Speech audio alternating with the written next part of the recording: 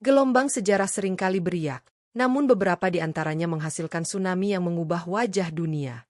Perang Waterloo, pada 18 Juni 1815, adalah salah satu tsunami tersebut.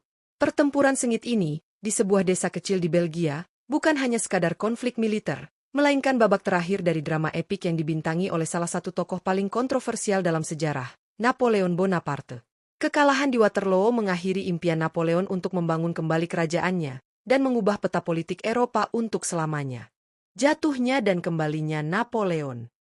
Untuk memahami Waterloo, kita harus mundur sedikit. Pada tahun 1814, setelah bertahun-tahun dominasi militer di Eropa, Napoleon akhirnya dikalahkan dan diasingkan ke Pulau Elba. Kekuatan-kekuatan Eropa merasa lega, berpikir bahwa era Napoleon telah berakhir. Namun, mereka meremehkan tekad sang kaisar. Pada Februari 1815, hanya kurang dari setahun setelah pengasingannya, Napoleon secara dramatis melarikan diri dari Elba. Berita kembalinya Napoleon menyebar dengan cepat ke seluruh Eropa, memicu kepanikan di antara monarki-monarki yang baru saja menghela napas lega. Saat ia melangkah kembali ke daratan Prancis, pasukannya yang dikirim untuk menangkapnya justru berbalik dan bergabung dengannya. Rakyat Prancis, yang lelah dengan pemerintahan Bourbon yang restoratif, menyambutnya sebagai pahlawan. Dalam waktu singkat, Napoleon kembali berkuasa di Paris tanpa menembakkan satu peluru pun. Periode ini dikenal sebagai 100 hari. Aliansi melawan Napoleon, strategi awal. Kebangkitan Napoleon memicu reaksi keras dari kekuatan-kekuatan Eropa. Inggris, Prusia, Austria, dan Rusia, yang sebelumnya bersatu mengalahkannya, segera membentuk koalisi ketujuh. Mereka tidak akan membiarkan Napoleon mengancam stabilitas benua ini lagi. Tujuan mereka jelas, mengakhiri kekuasaan Napoleon untuk selamanya. Napoleon, menyadari bahwa ia akan menghadapi kekuatan gabungan yang besar, memutuskan untuk menyerang terlebih dahulu. Strateginya adalah membagi dan menaklukkan. Ia berencana untuk mengalahkan pasukan Inggris di bawah pimpinan Duke of Wellington dan pasukan Prusia di bawah pimpinan Marsekal Blücher secara terpisah, sebelum mereka dapat bersatu. Ini adalah langkah berani yang didasarkan pada reputasinya sebagai ahli strategi brilian. Pertempuran awal, Ligny dan Quatre Bras, 16 Juni 1815. Pada 15 Juni 1815, Napoleon memimpin pasukannya melintasi perbatasan Belgia. Pertempuran pertama terjadi pada 16 Juni.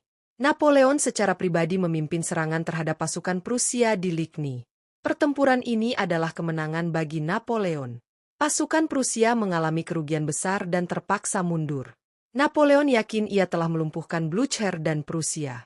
Di saat yang sama, sebagian dari pasukannya, di bawah pimpinan Marsekal Ney, menghadapi pasukan Wellington di Quatre Bras. Pertempuran di Quatre Bras lebih seimbang dan berdarah. Meskipun pasukan Inggris berhasil menahan Ney, Wellington memutuskan untuk mundur ke posisi bertahan yang lebih kuat di Waterloo, menjaga komunikasinya dengan Blücher yang mundur ke arah Wavre. Ini adalah momen krusial, karena meskipun Prusia kalah di Ligny, mereka tidak hancur dan masih bertekad untuk kembali. Wellington memilih medan pertempuran di sebuah punggungan rendah di dekat desa Waterloo. Posisinya strategis, dengan lereng yang landai di bagian depan, memberikan keuntungan defensif. Di tengahnya adalah sebuah jalan raya yang melintasi punggungan. Beberapa titik kuat menjadi kunci pertahanan Wellington, pertanian berbenteng Hougoumont di sayap kanan, pertanian La Haye-Sainte di tengah, dan pertanian Paplotte di sayap kiri. Pasukan Wellington, yang terdiri dari tentara Inggris, Belanda, Belgia, Hanoverian, dan Brunswick, berjumlah sekitar 68.000 orang. Napoleon, di sisi lain, memiliki pasukan yang sedikit lebih besar, sekitar 72.000 orang, sebagian besar veteran yang setia. Kedua belah pihak menunggu, tegang, untuk awal pertempuran yang akan menentukan nasib Eropa. Serangan awal Prancis atau pertahanan Inggris. Pertempuran Waterloo dimulai sekitar pukul 11.30 pagi, setelah cuaca sedikit membaik dari hujan lebat semalam. Serangan pertama Napoleon diarahkan ke Hougoumont. Pertempuran di Hougoumont akan berlangsung sepanjang hari, menguras sumber daya Prancis dan menjadi titik kunci yang terus menyibukkan ribuan prajurit Napoleon.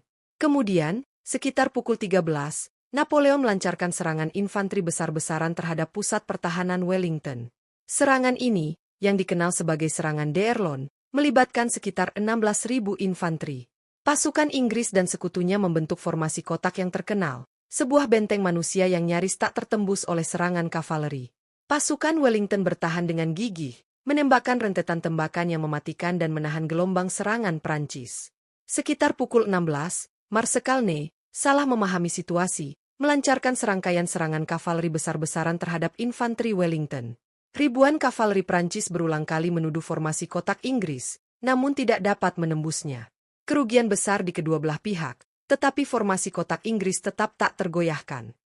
Sementara itu, di kejauhan, harapan untuk Wellington semakin mendekat. Meskipun Napoleon percaya Prusia telah lumpuh, Marsekal Blücher, dengan tekad baja, telah memimpin pasukannya yang kelelahan dan terluka dalam pawai paksa menuju Waterloo. Sekitar pukul 16.30, elemen pertama pasukan Prusia mulai tiba di sayap kanan Prancis, tepat seperti yang diharapkan Wellington. Datangnya pasukan bantuan mengubah jalannya pertempuran. Napoleon terpaksa mengalihkan sebagian pasukannya untuk menahan ancaman baru ini, melemahkan serangan utamanya terhadap Wellington. Tekanan dari dua front sekaligus mulai meruntuhkan moral pasukan Prancis. Pertempuran di La Haye-Sainte juga mencapai puncaknya.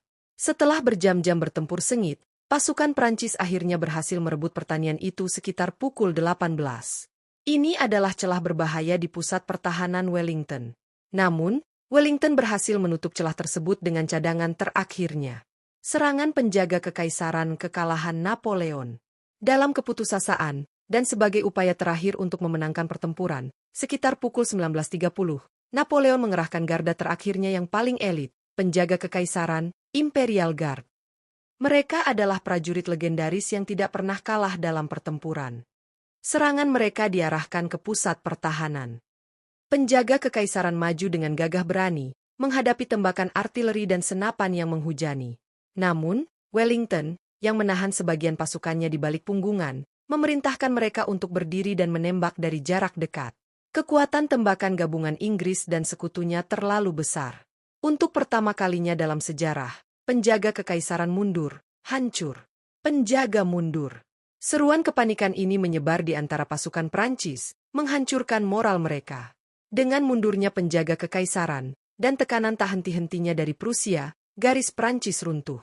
Pertempuran berubah menjadi kekalahan dan pelarian.